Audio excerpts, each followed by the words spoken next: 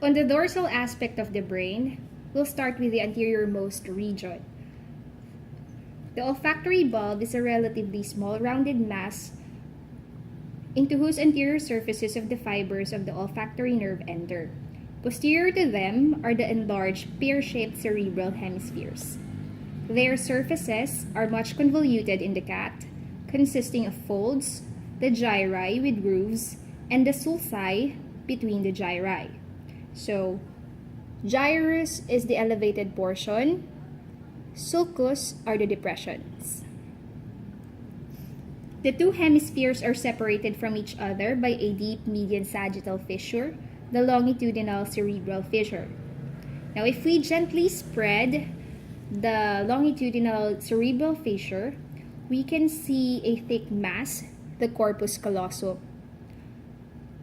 At the posterior end of the longitudinal fissure is a small mass, the choroid plexus of the roof of the diencephalon. Now, the choroid plexus and the corpus callosum are best observed in the sagittal section of the brain, which we will discuss in the latter part of this video. The posterior ends of the cerebral hemispheres are in contact with the cerebellum, a large mass with much convoluted surface. Between the cerebellum and the cerebral hemispheres is the midbrain. As you can see, there are 4 lobes or hillocks known as the corpora quadragemina or colliculi. Now, there are 2 anterior ones are called superior colliculi, and the 2 posterior ones are called inferior colliculi. The cerebellum consists of a median lobe, the vermis or worm,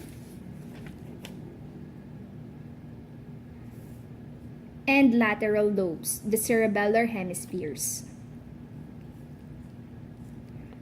Posterior to the cerebellum and partly overlapped by the vermis is the medulla oblongata.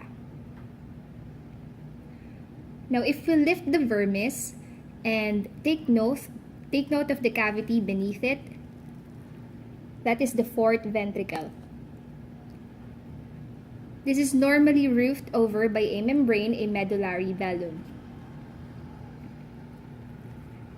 At each side of the posterior pointed end of the 4th ventricle is a tract terminating in a club-shaped area, the clava. Lateral to each clava is another elongated area, the tuberculum cuneatum. The clava and tuberculum cuneatum consist the somatic sensory column.